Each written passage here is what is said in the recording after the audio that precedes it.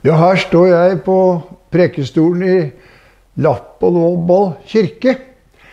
Ja, før så var det kalt et kapell, men vi kaller alt kirke nå.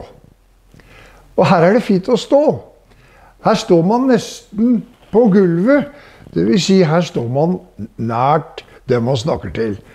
Og er det litt fint? I de gamle kirkene så sto presten så langt opp på veggen og snakket ned til folk. Her snakker vi litt på samme nivå. Og dette er et hyggelig sted å komme. Jeg har kjørt forbi her mange ganger før jeg endelig kom inn her. Jeg husker jo første gang jeg kjørte forbi. Og tar litt av min personlige historie. Den går tilbake til midt på 70-tallet. Da ble jeg prest ute på Vardø. Og kona mi og lille babyen jeg hadde, vi skulle endelig ta oss en biltur helt til Alta. Og det var langt, synes vi, den gangen. Og vi overnatta på Sjurshavre, på fjellstua. Og så kjørte vi forbi her og kikka litt rundt. Og vi kom oss nå til Alta.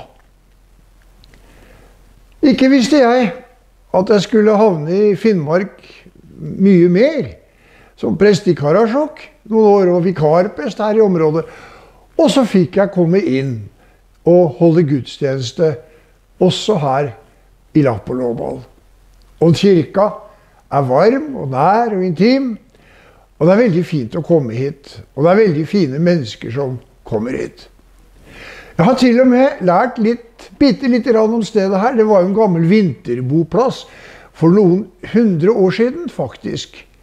Så det har sin historie. Og kirka her var Samemisjonen som fikk bygd her, og de eier den også. Men den er jo til bruk for menighet og alle. Den kom før broa over Kautokeinoelva. Og jeg har jo hørt på det at hele følget den gangen ble satt over med båt da kirka skulle vigsles. Ja, det var litt historie. Den blir litt sånn tilbakeskuende når den blir oppi årene, og jeg er blitt pensjonist altså.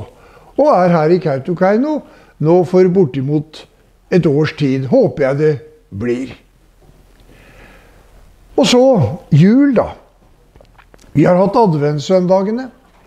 De har sluttet her i Lappålåbal, tent de 4 lysene, og så endelig julaften. Og julaften, det er jo en dag hvor det er mye på TV. Jeg vet ikke hvor mange som ser på skjerm, i alle fall er innom. Kanskje er det med å lage litt julestemning? Ja, det er fint det, bli gjerne med på det. Men det har jo også med den opprinnelige julefeiringen å gjøre. Det har med Bibelen å gjøre. Gjerne Lukas evangeliet, der vi slår opp juleevangeliet. Jeg har lest det forskjellige steder.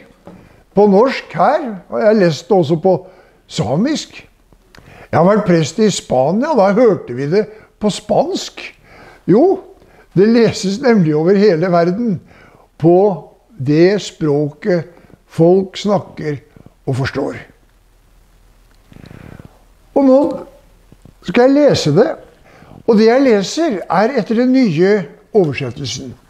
Jeg har den her i hendene. Det ble jo introdusert i Kautokeino kirke for et par år siden med stor prakt og feiring etter mange års arbeid. Ny bibel på samisk språk. Og nå leser jeg det så godt som jeg kan på samisk. Daid David, keisar Augustus Atigotsuma, at oppa maailmi kalkai Charlie huvot olmos lohkui. Tote vastas Charlie häpmi, ja tapa huvoi talleko Quiriniusle ja Syria jätnan herran. Puokkaat huulige Charlie jetsaset olmos lohkui. Ies kuutige kavpukassas. Joosef maid ulki Galileas Nazaretta kavpukis. Ja maanai Charlie jetsas olmos lohkui Judeai, Davida Gavpogi, Betlehemi, Dannegoson le Davida Viesuja Soga Olmus. Son vulkidokko oktan Mariain, kilei loppidu von sutnje akkan ja lei maanavosta. Koso ei leika toppe, det dievai Maria riekaton äiki, ja son riekatohti partnis, vostas riekot jätji, son kiessai maana ja piai son krubbai, tosko sutnuide iilen sadji kosse viesos. Dan kuovlus ledje jappikähtsit, kuovedjämmen jäluhaset ihku. Fakkestaga sinultas tjotsu herra engel, ja herra järvas vuotta paitti sin pirra, ja siis sorganedje sakka. Muuta engel selkesit ide allit pala, mun puhtandit ide stora ilusaga. Ilu oppa almogi. Didjidele otner jekaton piasti Davida Gavpogis. Son lea Kristus, Herra. Taat lea didjide mjerkan.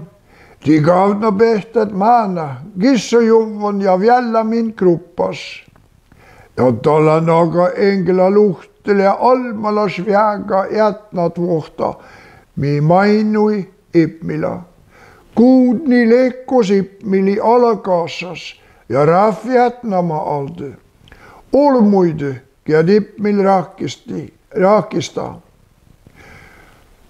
Kun engelat ledji mannan siin luhtu, almai, te opme kähtsit adje kuhtit kuibasjässet. Vulgot Betlehemi kähtsat on mille tapahuvon, ja maid järra mitida almuhi. Si vulge huoppus, ja kävne Maria ja Joosefa, ja maanadja, mi vielä kruppas. Kosi oidne maana, tesi muita ledje puot, mille ei selkojuvon sittide maana pirra. Puhkatke taan kulle, ouda sedje taan maid opma kähtsit muita ledje. Muhto Maria vuurki vaimusis, puot, mille ei tapahuvon, ja kuora haalai taan. Opma kähtsit, mahtsi roktut, ja maidnu ja raamidedje ipmila, puotas maid ledje kullan ja oidnan. Viissut leinugo sittide leid selkojuvon. Ja, det var enda en gang vi fikk lese juleevangeliet. Ikke fullkommen samisk, men dere fikk det med dere. Og mange av dere har den jo her inne, denne historien. Den er så fylt av lys og fred, og noe himmelsk godt som vi tar med oss denne jula, i en verden som kan være skremmende. Det behøver jeg ikke å si noe om. Her rekker vi juleevangeliet til alle som vil ta imot. Ja, hvis vi nå skal synge litt av en julesalme, så tar jeg Gullet Bori Saga. Den er jo skrevet av en her i området, nemlig Hans Solveig Nystad fra Karasjok, og har fått en veldig fin melodi. Jeg tror mange kan den. I alle fall. Og jo.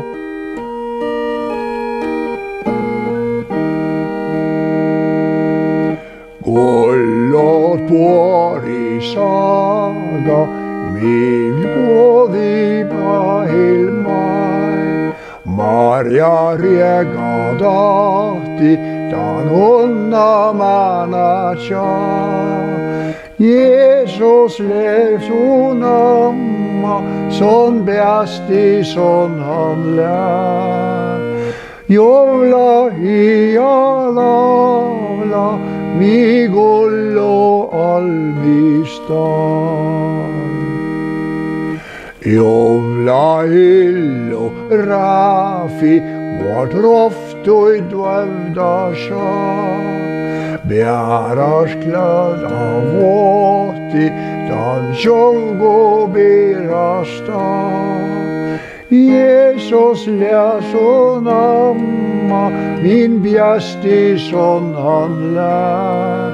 Jovla i olavla, mi gulla almistan.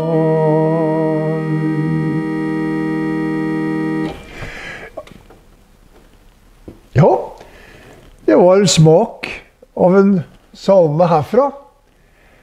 Og så håper jeg man vil synge julesangene denne julaften. Det skaper ikke bare julestemning, men det rører litt dypere inn i hjertet. Det gjør det i alle fall for meg, og jeg tror for mange andre. Så hent fram litt tekster, og gå gjerne rundt juletreet også, hvis dere har tradisjon for det.